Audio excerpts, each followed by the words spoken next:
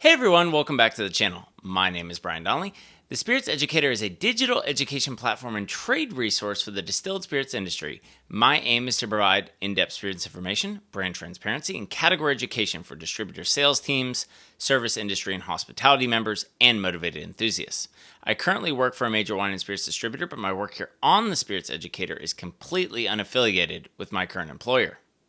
Today I'm going to be talking about Yellowstone Bourbon, a brand that conjures images of the wild American West, a brand named after America's first national park, and a brand that continues to give back to the great outdoors.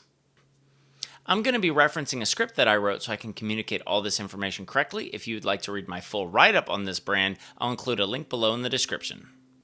First, I'd like to give a little background and history on the brand. The current Yellowstone whiskey brand is produced at the Limestone Branch Distillery in Lebanon, Kentucky, which is about an hour and a half south of Louisville or about 30 minutes south of Bardstown by car.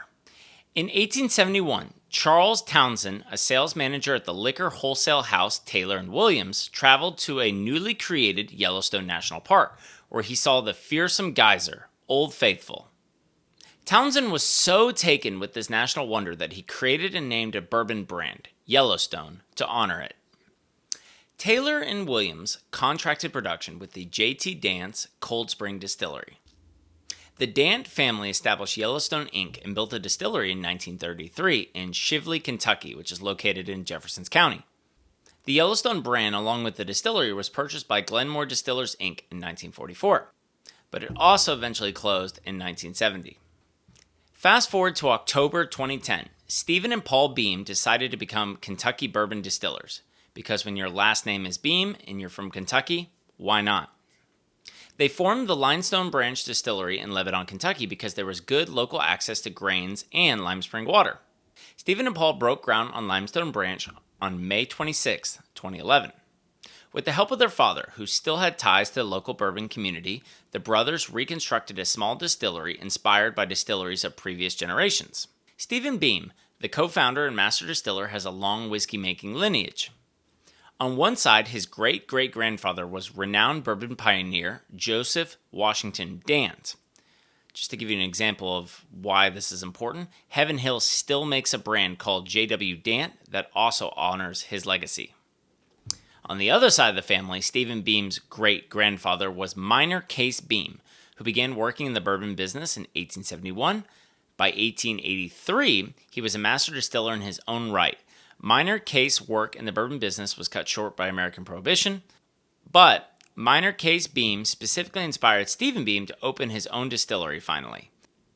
The yeast used at Limestone Branch today is a clone of the yeast collected from MC Beam's own jug yeast, which they keep at the distillery.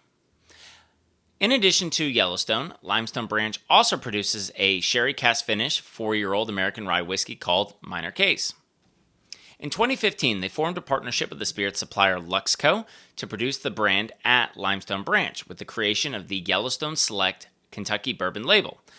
The Luxco portfolio also includes other brands like Ezra Brooks and Rebel Bourbon, Exotico and El Mayor Tequila, St. Brendan's Irish Cream, the Quiet Man Irish Whiskey, and my personal favorite, Everclear Grain Alcohol. Just kidding. All right, side note. The contract distiller and food ingredients producer, MGP, acquired Luxco in 2021, so they are the ultimate parent company, but their subsidiary, Luxco, still manages the Yellowstone brand. Finally, despite what people think, there is no connection between the brand and the popular neo-Western TV show produced by Paramount starring Kevin Costner. And before I start talking about the individual products, I just want to touch on a bit of philanthropy that this brand's involved in.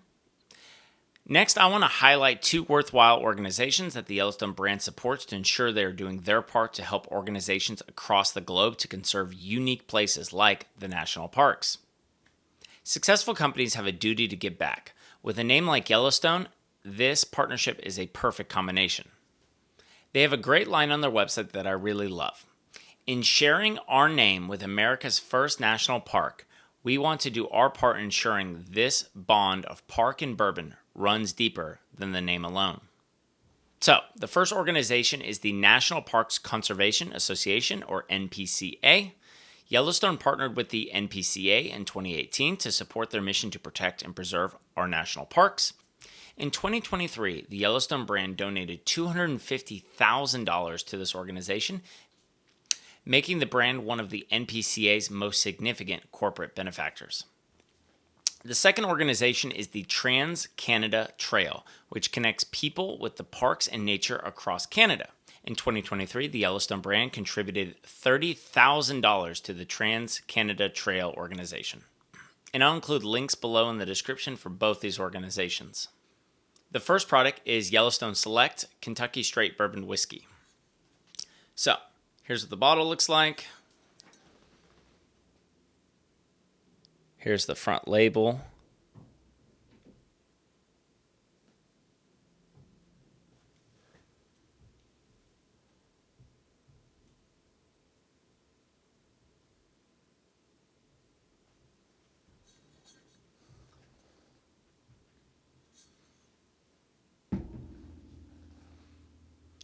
The Yellowstone Select is the brand's flagship product. It combines 4-year-old and 7-year-old bourbon distilled from a mash bill of 75% corn, 13% rye, and 12% malted barley, and is bottled at 93 proof or 46.5% ABV. The Yellowstone Select won a gold medal at the 2022 San Francisco World Spirits Competition. I'm also going to read through the tasting notes that have been given to me for this product by the Yellowstone brand. I'm always fascinated by the way that companies choose to write their tasting notes because they're always, so beautifully and intricately written. At the end of this video, I'm going to taste through these products and compare my personal thoughts or my personal tasting notes with the tasting notes that have been provided for me. So please stick around for that. All right, the tasting notes for the Yellowstone Select. This product has notes of rye spice with soft leathered cherries. See, leathered cherries. I mean, it's just beautifully written. I don't know if that product will actually deliver on that, but we'll see. The palate is smoked caramel with hints of vanilla and honey, and the finish is a smoky oak brown sugar. So let's get started, and I'm going to start with the Yellowstone Select Bourbon. Got a bottle here.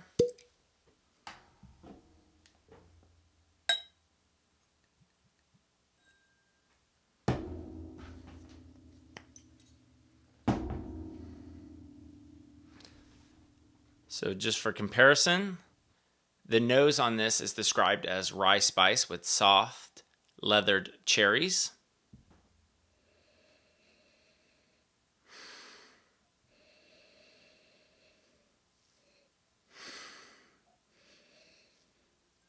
It's definitely got a nice nose. I mean, I wouldn't say it's a big nose. It doesn't jump out of the glass at me, but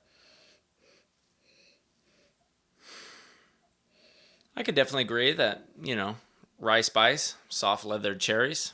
I don't exactly know if I've seen or could describe soft leathered cherries, but I would say it's got a really nice nose.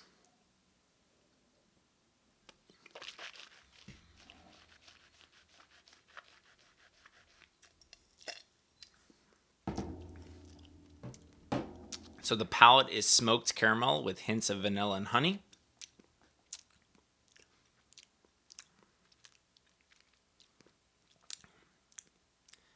That's nice. It's got some good complexity.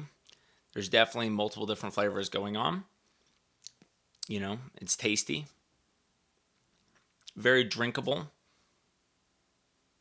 I would say, yeah, that's definitely. I've had this product in the past, but it's definitely tastes better than I remember, especially for this price point. And we'll talk about price here at the end. The finish is a smoky oak brown sugar. And I would definitely say that it's got a decent finish. Yeah, I would say that definitely has a nice finish and isn't too far out of the realm of the way these tasting notes were written. Obviously, anytime a brand provides tasting notes, they're written with a certain artistic flair. So obviously, everyone's palate is different. You're not going to exactly always taste these, kind of beautifully written artisanal tasting notes, but the idea is, can you pull out multiple different flavors? Is there certain layers of complexity? Is it interesting? Is it tasty? Is it drinkable? Does the finish just immediately drop off? Or, Does it kind of linger for a bit? What's the nose like? Does it jump out of the glass? Can you pull out these multiple different flavors? That's kind of the things I'm looking for. So, Yellowstone Select, definitely much better than I remember. And I think for this price point, really, really enjoyable. I'm going to be talking about Oklahoma pricing because I don't have the recommended MSRP from the supplier. That you can find this product anywhere from $33 to $36. And obviously, even in the mid 30s, there's a lot of great options. But I would definitely say that this product holds its own. And then if you paid, between $33 and $36 for Yellowstone Select, I don't think you'd be disappointed. Now, again, when you start getting above $30, there's a lot of great options, especially nowadays, for great bourbon and great bang for your buck bourbon. But I feel like Yellowstone Select definitely holds its own. And I definitely think that if you paid kind of mid 30s for this, you certainly would not be disappointed. All right, next, I have the Yellowstone Toasted.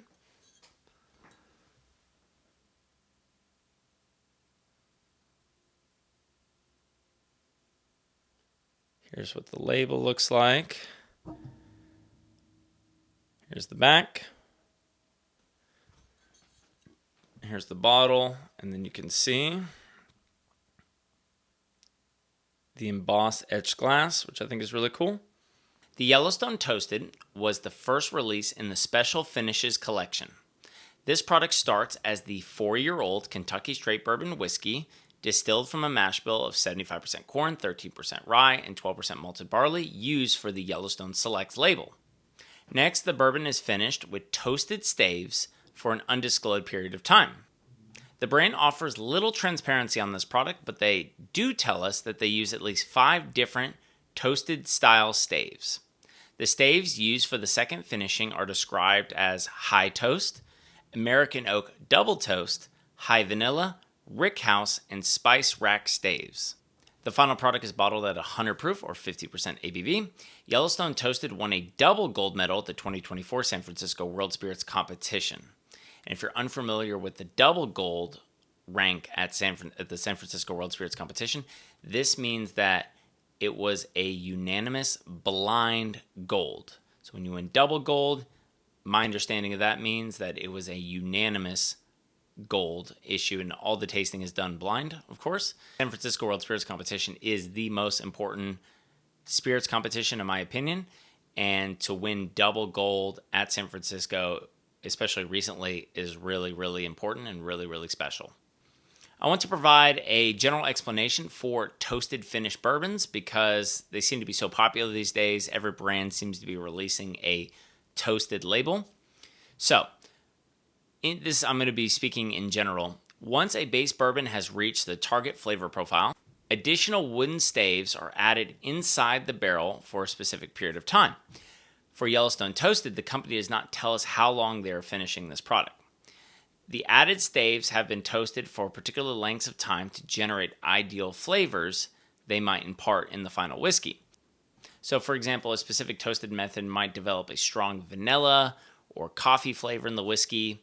Usually, a producer will add a combination of staves imparting different types of oak flavors, and hopefully this creates a greater sense of complexity by building all these different flavors. A good example of this is with the Maker's Stave Select series. I forget what they call this, but it's basically Maker's Mark store pick or customer pick program. So rather than doing like a true single barrel, the customer can choose a target flavor profile for these certain stave combinations. So the way they toast each stave will impart a certain flavor, and then you're building out a total greater flavor profile using all these different styles of toasted stave, because I love the way, as I mentioned earlier, I love the way the companies write their tasting notes. So I'm going to read the tasting notes for the Yellowstone Toasted. The nose is toasted caramel, vanilla, with hints of fall spices and cinnamon. The palate is walnut, toffee, black tea, and white pepper. And the finish is cocoa and tobacco with a crisp oak finish. All right, back to autofocus.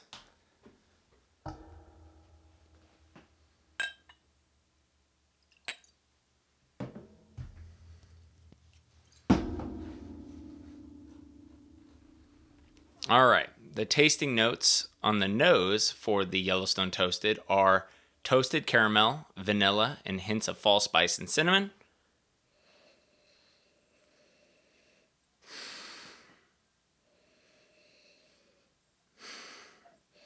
I would definitely say caramel and vanilla, and there's some baking spices in there. I would say that's not too far off from the way they're written. I would say this probably has the same intensity as the Yellowstone Select. Again, it's got a nice nose, but it's not exactly jumping out of the glass. All right, the palate is described as walnut, toffee, black tea, and white pepper.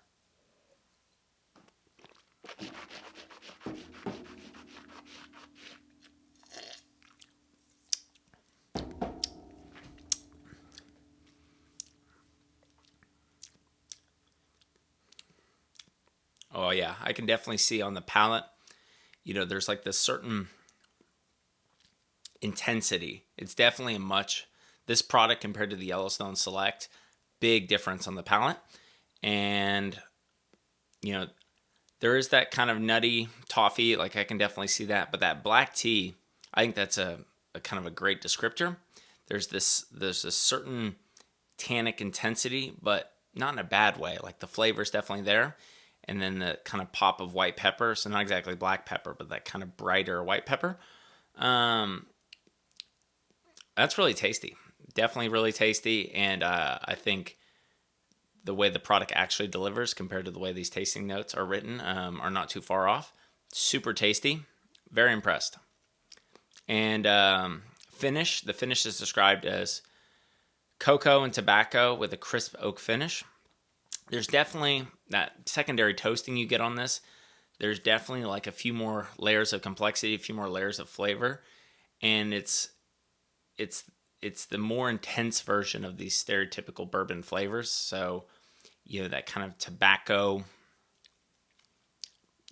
they say crisp oak, it's definitely oaky, but in a good way. Like there's definitely that strong oak influence, but in a way that's very well integrated.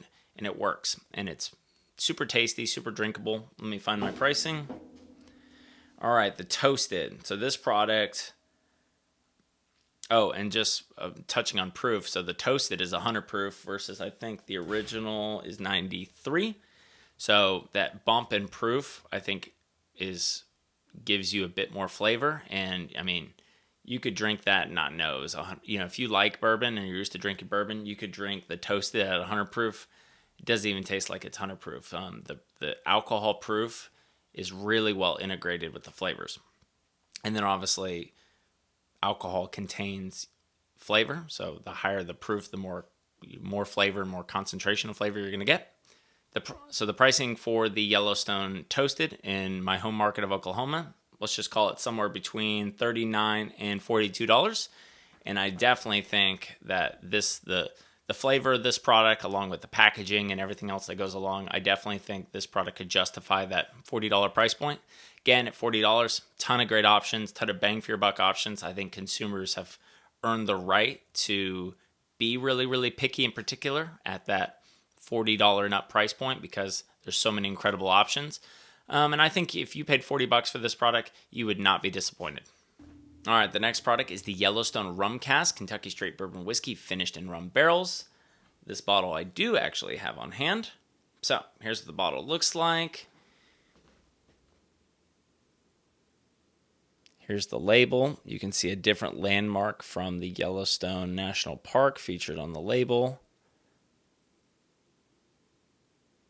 And there's that rum cast. Here's the back.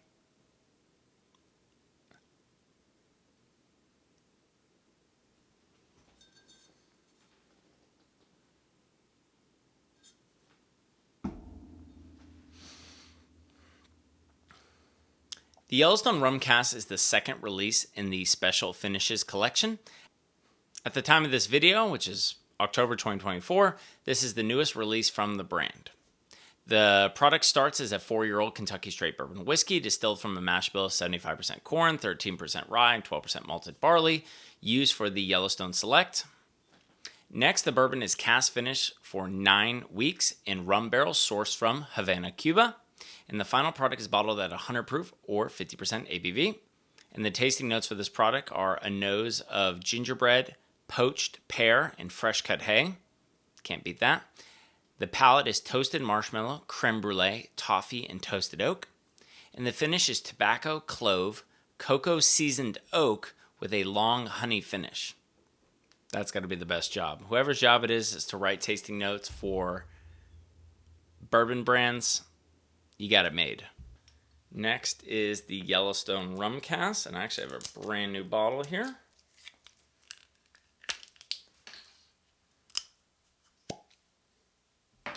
Fresh bottle.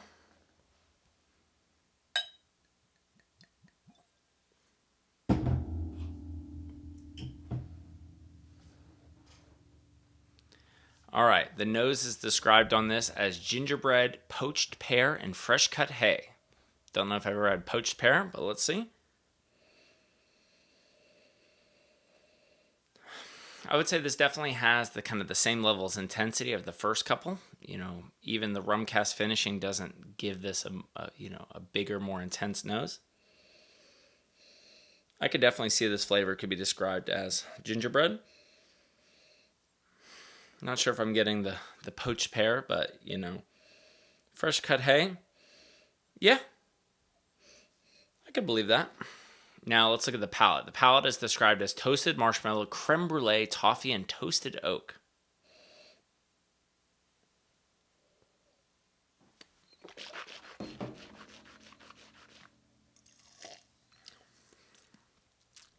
Oh yeah, that's big on the palate.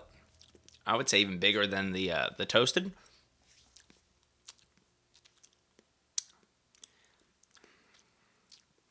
I would say toasted marshmallow, creme brulee, toffee, and toasted oak.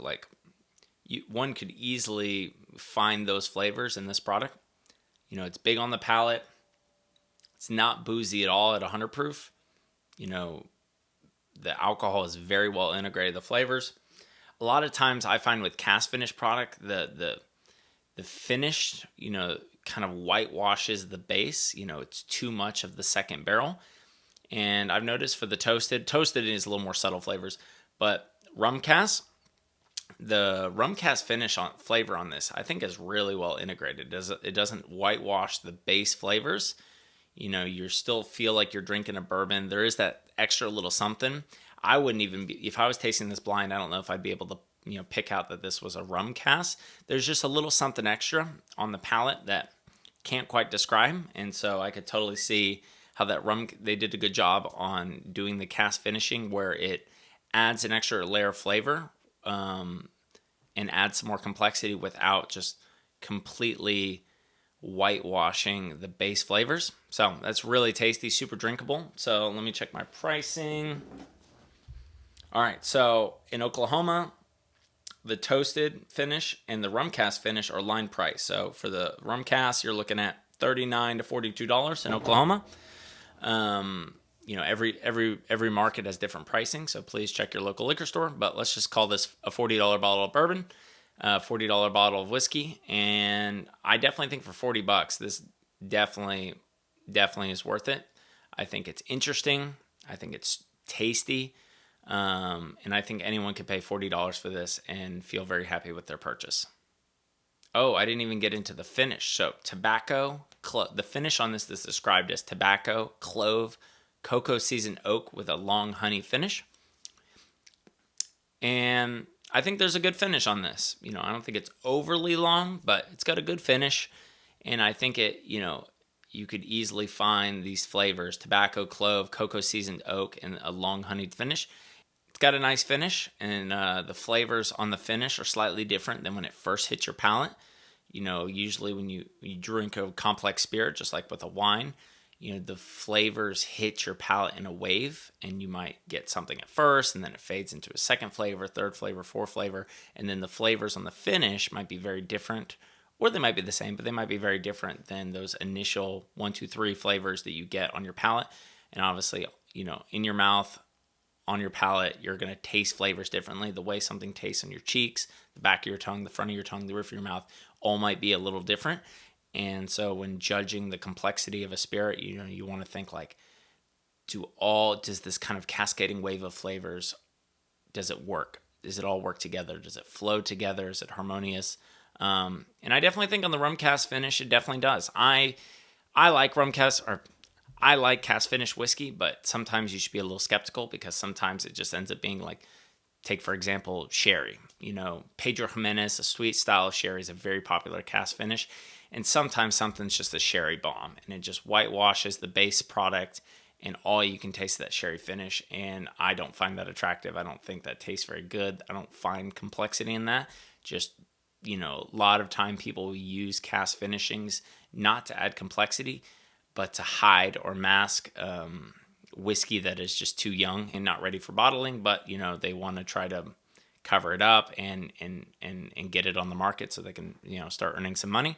So, but rum cask-finish, I haven't had it since it was first released. The rum cask-finish is the newest product released by Yellowstone. I think it's really tasty, and I think it is worth $40. All right, the next product is actually not a bourbon, so that's the Yellowstone American Single Malt Whiskey. So, here's what the bottle looks like.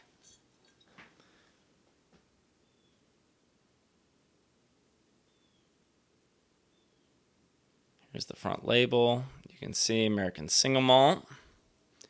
Here's the back. The back of these all look very similar. And then I didn't show you earlier, but there's a beautiful embossing on the glass on all these bottles. That is really cool.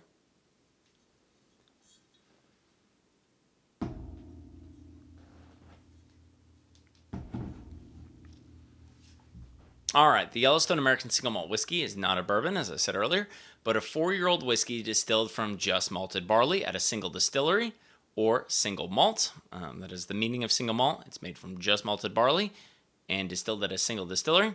This product is bottled at 108 proof or 54% ABV.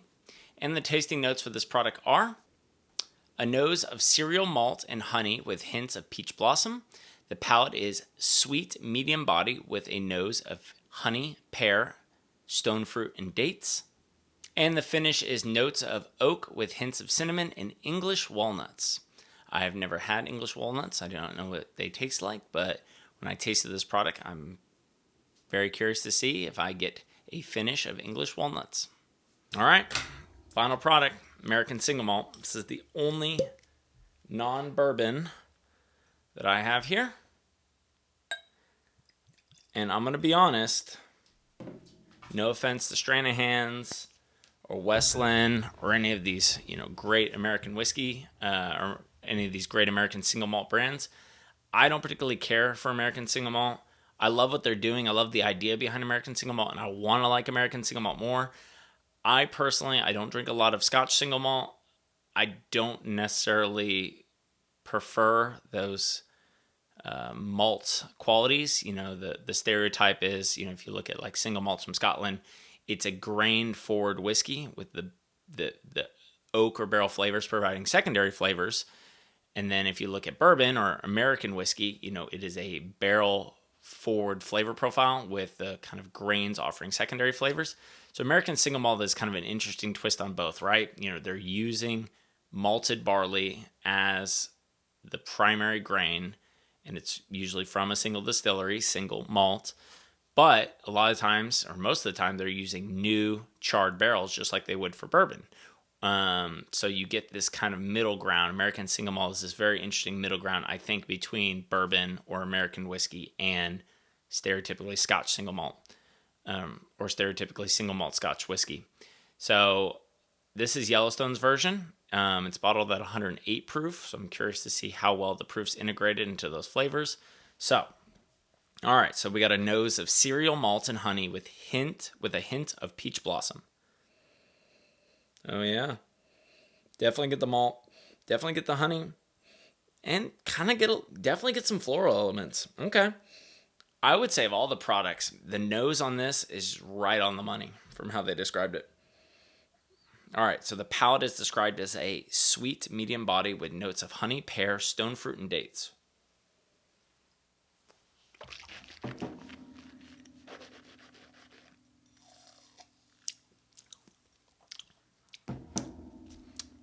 Definitely feel the bump in proof. Not too bad. Like, it's pretty well integrated, but not as well integrated as the others. Definitely kind of that medium body. That malt doesn't.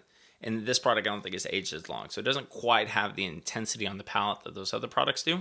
The other products from Yellowstone, but you kind of get that stone fruit, honey, pear, stone fruit, date. Yeah, I would definitely agree with all that. You feel the bump in proof, 108 proof versus 100 proof versus, the Yellowstone Select is 93 proof. That's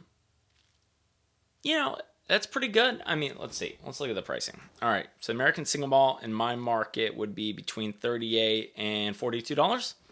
So listen, this product probably isn't the product for me. I would probably gravitate towards either the original bourbon or one of the cask-finish. But I think if you like American Single Malt, or even if you are a traditional single malt Scotch drinker, I definitely think you could enjoy this product. It's got enough of those malt elements that I think if you consider yourself a single malt drinker, you would really enjoy this product. But it's got a bit more intensity and punch, not just a higher proof, but being produced by a bourbon producer, they're probably integrating some those kind of stereotypical bourbon production methods into this product. And I think if you like single malt whiskey, or you're already an American single malt drinker, maybe you're already buying Stranahan's, you're already buying Westland, I definitely think this product could be worth the money. I'm glad I got a chance to revisit this product. I would probably default to one of the others, but I think if you like that style of product, this product is worth the money. And then let's describe the finish. I always forget about the finish. Notes of oak with hints of cinnamon and English walnuts. I don't exactly know what English walnuts are. I haven't had that, but I would say this definitely has a shorter finish. This definitely, compared to the other Yellowstone products, this has the shortest finish. Cinnamon and that kind of nuttiness from you might describe as walnuts. I definitely think notes oak and cinnamon. Sure, I would agree with that. It's a much shorter finish though. Definitely not as much complexity, I think, as even the base bourbon. And definitely not when you start talking about the cask-finish, the toasted or the rum cask. But it's good in its own way. It's very different and it offers something different, which I think is always kind of interesting. The next product I'm going to talk about is the Yellowstone Limited Edition. So unfortunately, I do not have a bottle of this, but I'm going to talk about the 2024 edition. So the Yellowstone Limited Edition, Kentucky Straight Bourbon Whiskey, finished in cognac and brandy casks. So that's the 2024 edition of the Yellowstone Limited. The Yellowstone Limited Edition is an annual limited release product that explores the brand's most premium blends and cask finishings. This product is a one-time release that usually comes out in the fall. It's usually in October. Each release is unique and different from the previous year. Like most limited release products, they usually become available in the fall. The 2024 expression is a 7-year-old and 17-year-old bourbon, which is double finished in French brandy and cognac casks and bottled at 101 proof or 50.5% ABV. And unfortunately, I'll put a picture up on the screen. I do not have a bottle of the Yellowstone Limited, and I wish I did. So unfortunately, that will not be part of my tasting selection. All right, the final Yellowstone product I'm going to talk about is the Yellowstone Handpicked Collection, which is their store pick single barrel collection. Yellowstone offers a customer pick or store pick single barrel program. These products will be bottled as a single barrel at barrel proof. They are all slightly different because no two single barrels are alike, and the production and bottling details should be available on the label. These are relatively common and quite popular, so check out if you're a fan of Yellowstone or you think you want to be a fan of the Yellowstone brand and you've tasted through some of the other options. I highly encourage you to look around your local liquor store and see if they have or will do in the future a Yellowstone store pick single barrel, because it's cool to be able to see not only this brand at a single barrel, but I love when they do when brands do their store pick series or customer pick selects, when they do it as a cask strength or barrel proof single barrel. I think that's really unique. For example, Four Roses has a single barrel that's available every single day, But when you get a store pick Four Roses single barrel, it comes at cask strength or barrel proof. And the only way you can get a Four Roses single barrel at barrel proof is through a store pick. So Yellowstone does something very similar. So I think that's really cool. Thank you so much for watching. I hope you found this video enjoyable and informative. Please give it a like and consider subscribing. If you'd like to be notified when I have new content on my website or this YouTube channel, please consider subscribing to my email newsletter. I'll include a link below in the description. And if you'd like to support this channel further, please consider becoming a Patreon member or gift me a cocktail to the link below in the description. Thank you so much again for watching, and please drink responsibly.